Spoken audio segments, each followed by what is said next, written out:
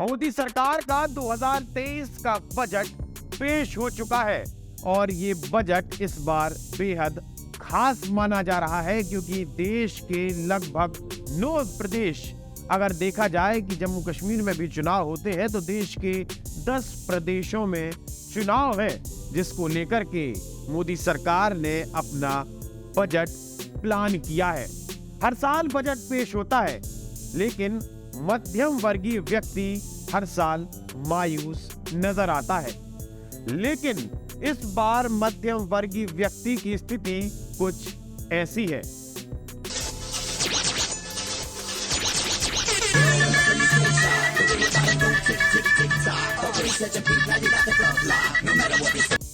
अगर देखा जाए तो 2023 का बजट मध्यम वर्गीय के व्यक्ति को प्रसन्न करने और देश की इकोनॉमी को बूस्ट करने के लिए लाया गया है। कई प्रकार के टीवी चैनल्स पर यह चीज दिखाई जा रही है कि बजट ऐसा, बजट वैसा, इतना डेफिसिट, इतना कैपिटल, इतने शेयर्स, इतना बढ़ेगा, इतना घटेगा। हम आपको बड़ी ही सरल भाषा में बताएंगे कि 2023 के बजट में क्या कुछ है खास। नमस्कार, मैं आशुतोष भार्गव, आप देख रहे हैं आयुध।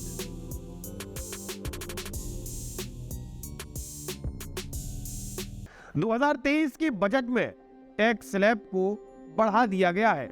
अब अगर व्यक्ति की इनकम 7 लाख से ज्यादा है तभी उसको टैक्स देना होगा, नहीं तो आज से पहले तक अगर व्यक्ति की इनकम, व्यक्ति की आय 5 लाख रुपए सालाना से ज्यादा तो उसे टैक्स भरना पड़ता था।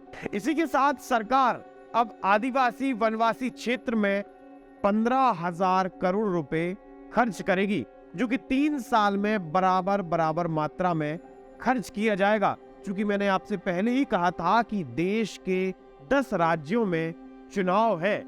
इन चुनाव को मद्देनजर रखते हुए इस बजट को पूरी तरह से फिट बिठाया गया है। इसी के साथ ही देश में लगभग 750 एकलव्य विद्यालय बनाए जाएंगे, जिनमें लगभग 39,000 शिक्षकों की नियुक्ति की जाएगी। इसी के साथ ही उस स्थान पर रहने वाले लगभग 4 लाख विद्यार्थियों को फायदा मिलेगा।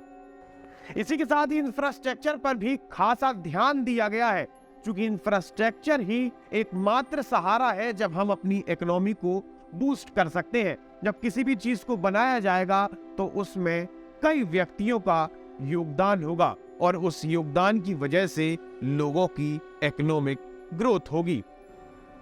आइए हम अपने एक्सपर्ट से जानते हैं कि उनकी इस बजट को लेकर क्या राय है। कुल मिला के ये इकोनॉमी को बूस्ट देने वाला ये बजट था, जिसमें हर वर्ग को, हर आय वर्ग के लिए, चाहे वो वेतनभोगी हो या फिर वो बिजनेसमैन हो या फिर समाज के सबसे नीचे तबके में रहने वाला हो, सभी के बेनिफिट के लिए कुछ ना कुछ उन्होंने बताया है, कुछ ना कुछ बेनिफिट दिया है। 2-3 मुख्य बातें जो वेतनभोगी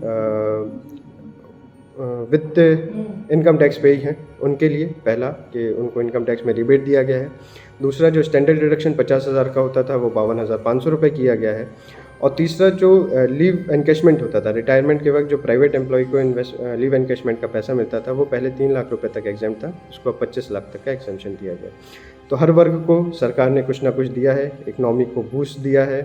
तो हम ये उम्मीद करते हैं और ये मानते हैं कि इस बजट हमारे देश की आर्थिक प्रगति के लिए और हर समाज के तबके के लिए प्रगति के लिए बहुत बेहतर बजट है। चलिए अब आगे बढ़ते हैं और जानते हैं कि इस बजट में युवाओं के लिए क्या कुछ हासिल हुआ है, क्योंकि युवा ही है जो देश की दशा और दिशा दोनों तय करता है। इस बजट में युवाओं को स्टार्टअप के लिए प्रोत्साहित किया जा रहा है। स्टार्टअप शुरू करने के लिए राशि बढ़ाई गई है। साथ ही जो भी स्टार्टअप इनकम टैक्स डेफिनेशन के अंतर्गत आता है वहां पर टैक्स हॉलीडे फ्री रहेगा, जो कि 10 साल के लिए तय किया गया है। सीधा मतलब यह है कि जो भी स्टार्टअप पॉलिसी के अंतर्गत आता है उसे 10 साल तक टैक्स में छूट मिलेगी। ये बहुत बड़ी बात है, बहुत अच्छी बात है। इसी के साथ ही देश में नए 30 स्किल इंटरनेशनल सेंटर की शुरुआत भी की जाएगी। अब आगे बढ़ते हैं और आपके स्वास्थ्य और आपके परिवार की बात करते हैं। स्वास्थ्य एवं परिवार कल्याण विभाग में बजट के अंदर 12% की बढ़ोतरी की गई है, जो कि आम व्यक्ति के लिए बेहद फायदेमंद है। इसी के साथ ही प्रधानमंत्री आवास योजना के जो अधूरे प्रोजेक्ट्स हैं, उन प्रोजेक्ट्स को पूरा करने के लिए बजट बढ़ाया गया है। चूंकि अब यातायात भी जरूरी है और देश के प्रधानमंत्री नरेंद्र मोदी ने कहा था कि हम हवाई चप्पल पहनने वाले को भी हवाई यात्रा करवा देंगे। इसको चलते ही देश में नए 50 एयरपोर्ट्स और हेलीपैड्स तैयार किए जा रहे हैं, जिसको लेकर की ट्रांसपोर्टेशन में लोगों को दिक्कत ना हो। अब हम बात करेंगे बजट की दो सबसे महत्वपूर्ण घोषणाओं की।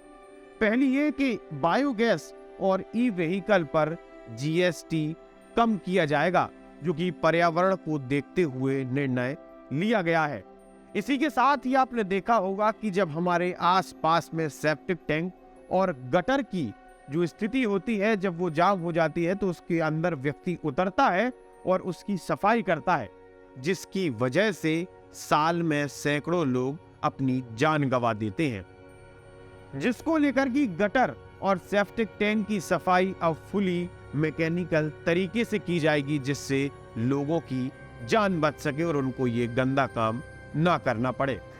अगर आप मध्यम वर्गीय व्यक्ति हैं और बजट को लेकर काफी कंफ्यूज रहते हैं, बिल्कुल मेरी तरह, तो आप हमारे चैनल को सब्सक्राइब करिए। हम फेसबुक, इंस्टाग्राम, यूट्यूब, ट्विटर हर जगह मौजूद है।